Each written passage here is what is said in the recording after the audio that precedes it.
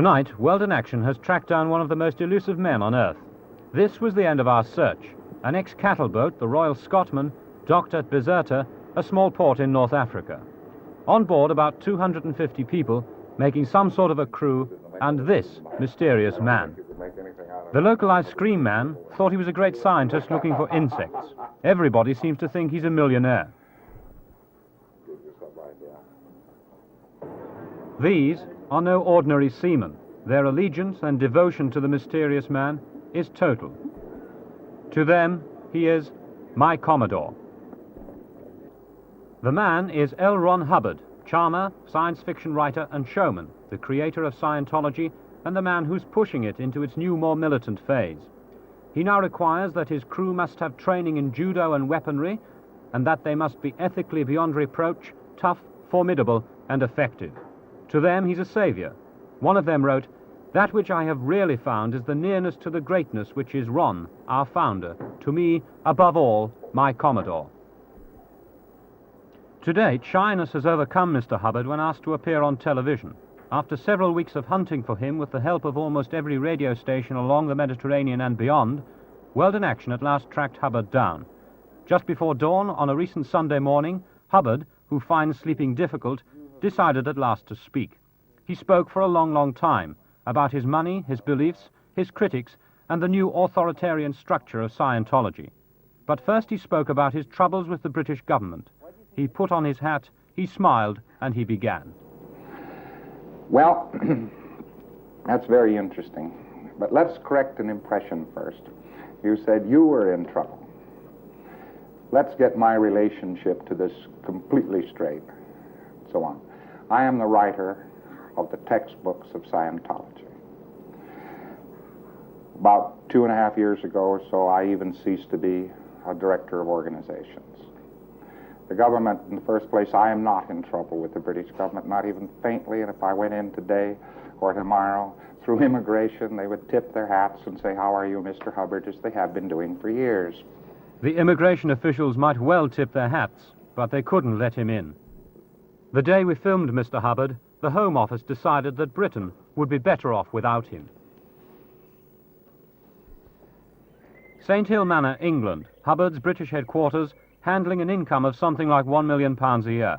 But as Scientology expands, more and more governments and mental health authorities condemn it. I wondered, Mr. Hubbard, if you could explain simply to a layman what Scientology is. I think that'd be a relatively easy idea because it's actually a subject which is designed for the layman. And if you couldn't explain it to the layman, you would have a very difficult time of it. The subject name means skio, which means knowing how to know in the fullest sense of the word, ology, which is study of. So it is actually study of knowingness. That is what the word itself means. The subject, to me, that doesn't mean very much. I didn't understand that. I mean, what does it do for you, in theory? It increases one's knowingness. But if a man were totally aware of what was going on around him, he would find it relatively simple to handle any outnesses in that.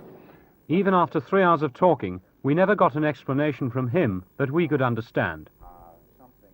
In fact, Scientology is a faith, a religion.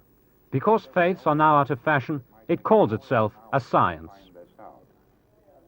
But scientists would have just as much difficulty with the beliefs of Scientology as they do with virgin births and resurrections from the dead.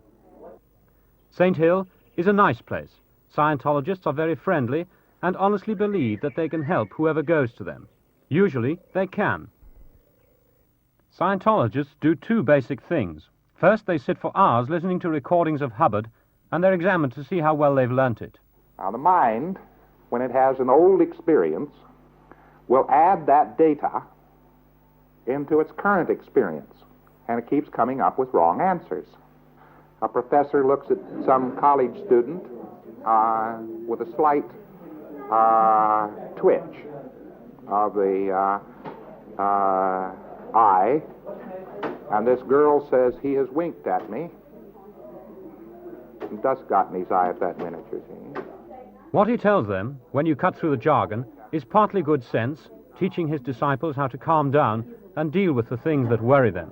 The rest is religious ramblings and stories about his achievements in this life and the ones he's led before, which are as imaginative as his science fiction. Because she was assaulted when she was 10 by a fellow who winked at her first, and it messed her up considerably. I don't understand what oat crunches are. Oat crunches, they're a thing. The real hooker in Scientology is this instrument. They call it an e-meter. It's a very simple electronic device that's been around for years as a lie detector. There's no mystery whatsoever about it.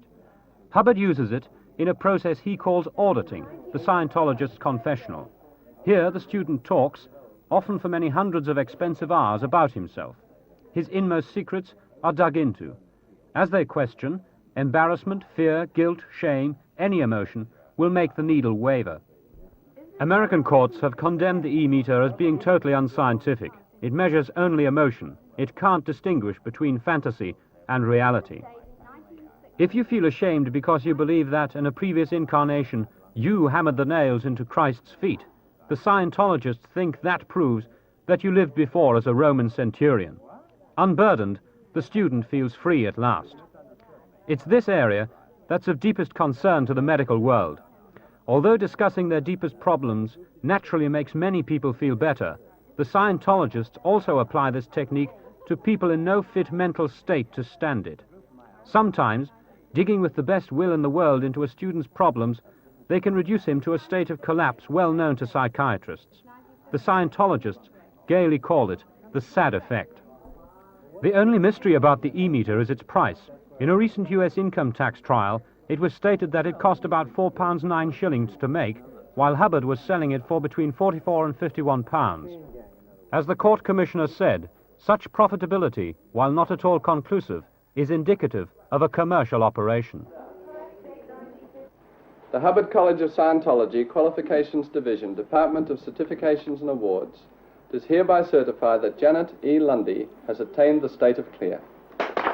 This girl has reached her goal. She has gone clear. Clears, like her, have gone through a list of some 60 questions written in Hubbard's own handwriting without showing any emotional reaction on the e-meter to any of them. Towards us, the unbelievers, they feel pity. They call us wogs. I've never given a speech before, so this is the first one for me. But I did want to say one thing. Validate yourselves. You're beautiful. Thank you. For many, Scientology becomes not only a faith, but a way of life. They become dependent upon the organization for their social life and even their livelihood. They work for very long hours and almost no money. A year ago, the organization did not deny a profit of £500,000. Since then, the income has touched £30,000 a week. They neither know nor care what happens to the money. About 3 years ago, Hubbard introduced a new note into his little kingdom, discipline. He laid down a rigid line of conduct. Since then, the ethics department has taken over more and more. This is one of Hubbard's ethics orders on critics of Scientology, so-called suppressives. SP order, fair game, may be deprived of property or injured by any means by any Scientologist without any discipline of the Scientologist, may be tricked, sued or lied to or destroyed. Last year, Hubbard wrote, Now get this as a technical fact, not a hopeful idea. Every time we have investigated the background of a critic of Scientology, we have found crimes for which that person or group could be imprisoned under existing law. We do not find critics of Scientology who do not have criminal pasts. Over and over we prove this. Politician A stands up on his hind legs in a parliament and brays for a condemnation of Scientology. When we look him over, we find crimes, embezzled funds, moral lapses, a thirst for young boys, sordid stuff. Wife B howls at her husband for attending a Scientology group. We look her up and find she had a baby he didn't know about. Most recently, Hubbard wrote this of a group of people who defended against the ethics department. They are declared enemies of mankind, the planet, and all life. They are fair game. No amnesty may ever cover them. The Criminals Prosecution Bureau is to find any and all crimes in their pasts and have them brought to court and prison. Any Sea Organization member contacting any of them is to use auditing process R245. Hubbard calls R245 an enormously effective process of exteriorization frowned upon by society at this time. But it's here, back on the ship with Hubbard, that ethics really flourish. The stated purpose of the ship is to get ethics in. Hubbard is captain. On the ship, he's not governed by English law. But we asked him about his authoritarian activities at his English headquarters. If there is an authoritarian structure at St. Hill, it has been brought into being by the government itself. St. Hill is trying to correct itself. It doesn't know what it's trying to correct because nobody has told it what to correct. We get these odd allegations we used to in the old days, and I'm sure they still do. And all they'd have to do, all Robinson would have to do is say, you fellows mustn't do so-and-so, and you must do so-and-so. And immediately these fellows would straighten out.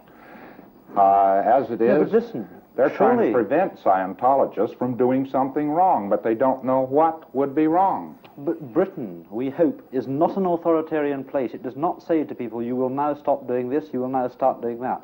And that is what your organization does. And some people find that helpful. They're told by you, and I'm sure you can do it very well. Not by me. Not by me. This ship's company right now. They think they're told by you at St. Hill. And they feel that you are a strength for them in that way. Anybody who has inspired a movement would be a strength for them. But let me clarify this very definitely.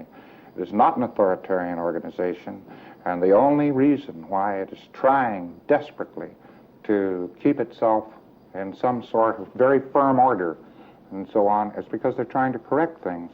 But surely it's authoritarian in its treatment of suppressive people, that kind of thing. I mean, you don't allow criticism. Oh, no, a suppressive person isn't critical.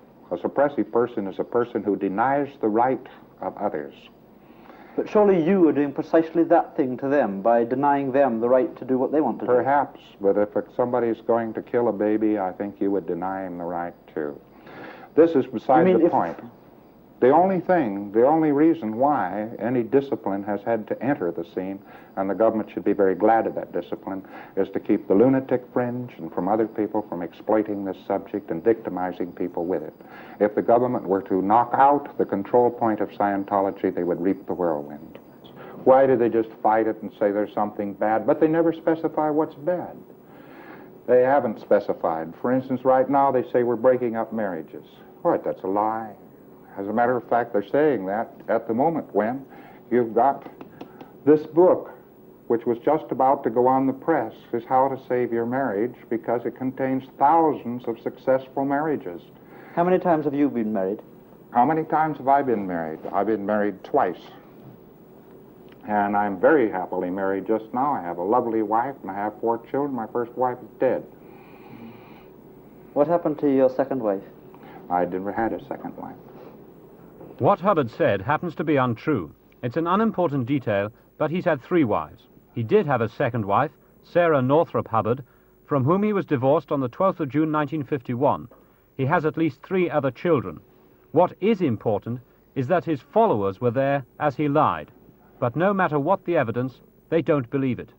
Nick Robinson was on that ship until June this year as Director of Public Activities. How do Scientologists react when it's proved to them that Hubbard claims things in his past that just aren't true? Well, it depends how high up they are. Obviously, you can shake a pretty new Scientologist that way. But if they've been in Scientology a long time, they don't think in other terms, you know. Scientology is their universe. And so they would just refuse to believe it. What are you actually doing on this ship now? I am studying ancient civilizations, trying to find what happened to them, finding out why they went into a decline, why they died. This studying, I mean, what do you do? How do you do it? I have sent out several people to look over areas and so on. They come back, they tell me what they are. I go out to the important ones. Well, the way Hubbard did his research, so far as we could see, was to scout around the islands and the coastline of the Mediterranean and see what it suggested to him, you see.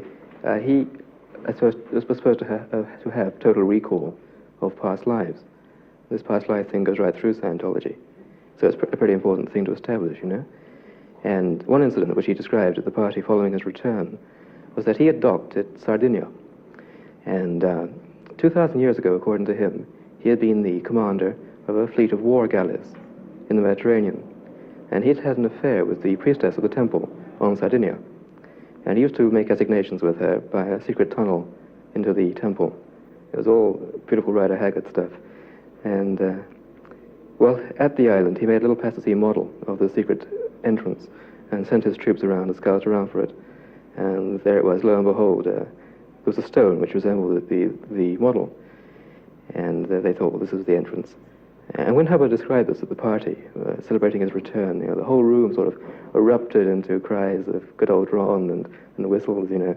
And I think I was the only one there, kind of skeleton at the banquet, you know, who thought, well, this is marvelous showmanship, but it doesn't prove a damn thing about past lives. Do you believe that you have lived before? Now, to answer that question is be very unfair. Scientologists believe they've lived before, though, don't they? Oh, yes. As a matter of fact, it's quite interesting that exercises can be conducted which demonstrate conclusively that there are memories which exist prior to this life. This is a drill. Fire on the food deck. These are some of the faithful at fire drill, one of the few things we were able to film before they got angry. One crew member wrote a letter published in the ship's magazine. My body was seen in the ship at a certain place, whereas at the very time it was being seen, I was discussing the very spot with another 3 Sea Organization members way away from where I was seen. After this, I received 3 letters from South Africa, the writers of which were glad having seen me and congratulated me on looking so well.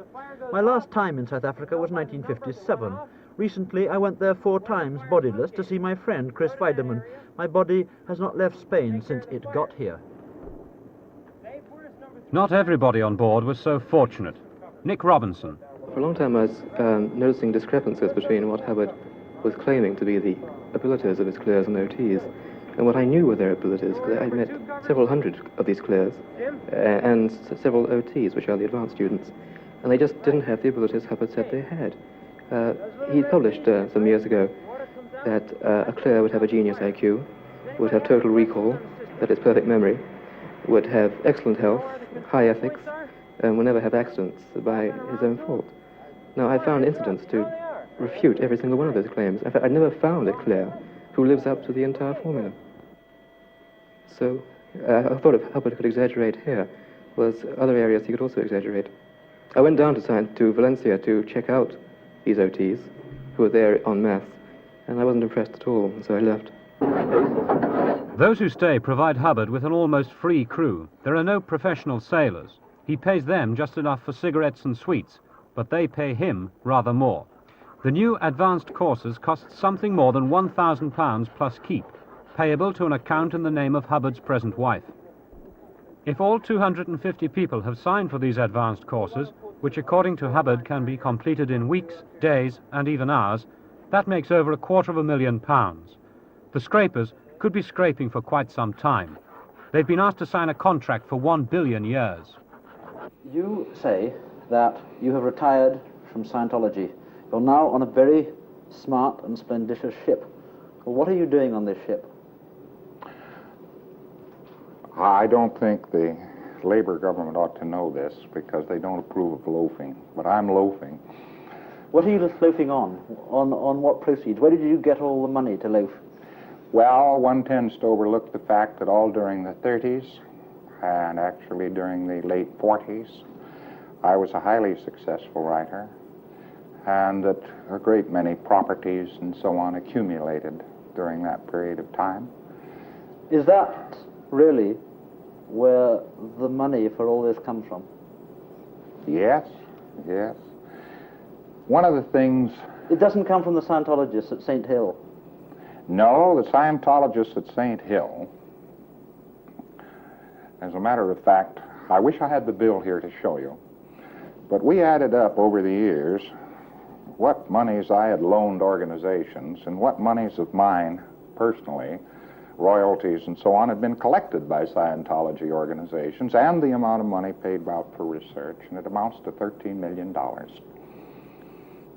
That's a fantastic sum of money. Because the other thing that we hear about are things like Swiss bank accounts, the Pictet Bank, that kind of thing. And there's a great temptation to believe that your yacht and the standard of life to which you're now accustomed is paid for by Scientologists in England. The amounts of money in Switzerland are minimal. Very small amount of money in Switzerland. Why do you have Swiss bank accounts? I don't have Swiss bank accounts. There is a bank account in Switzerland. I don't know how much money is in it, but not very much. The amount of money which comes to me at this time is mostly capital, because I don't take any income. These days, in days of income tax, it's almost impossible to take any income. So your capital, that did come from the Scientologists? No. No, the Scientologists and so on, actually, it's what I tell you is quite true. Yes, but the only problem I have with that sum is you haven't told me where the money does come from, where the obviously very large sums of money that you have. Well, there were very, very large sums of money that I made when I was very young. 15 million published words and a great many successful movies don't make nothing. Hubbard's finances are almost impossible to unravel, but in the pre-boom days of Scientology, from 55 to 59, he and his immediate family got at least $154,971, plus a percentage, usually 10, of the gross income of all other Scientology organizations. If he still gets 10% from St. Hill alone, that's roughly £100,000 a year. And he doesn't deny selling his name to the organization for £100,000, but says he never got the money. Well, people don't talk about how Hubbard gets his money. You know, they all assume that the handouts tell them that he used to be a millionaire himself before Scientology. And it's not an area which it's safe, really, to look into. Hubbard claims that he is well out of Scientology. Was that your impression? He really is in charge all the way. And he receives telexes every day from his organizations all over the world, especially St. Hill in England. And he sends telexes to St. Hill, giving them instructions and so on. So he really is involved. Don't you wake up sometimes in the middle of the night and think to yourself, well, I've been on this ship with a whole lot of Scientologists who believe I'm fantastic, and I've been here for a whole year and not seen anybody else, and I wish to hell I could go away from them? Well, I haven't been here a whole year, you know. I've been out associating with Arabs and all kinds of people. And one of the ways you learn about life is to associate with people. And but you don't. You only associate with Scientologists. Perfectly happy to associate with anybody. The whole point about it is they don't believe I'm fantastic if you saw the number of times they don't follow my orders. Well, they probably disobey his orders in the Sea Org because a lot of the crew so far have been completely incompetent. They haven't been able to obey his orders. In fact, we've had accidents and so on due to that. But on board the ship, he's a kind of Jesus Christ come Buddha, you know, all rolled into one. I mean, his busts and photographs are everywhere. He just is God. You say that Scientology is a science. Now, it seems to me that Scientologists believe quite a lot of things which would be scientifically unacceptable, and that therefore Scientology isn't a science at all. It's a faith, like flying saucers are a faith.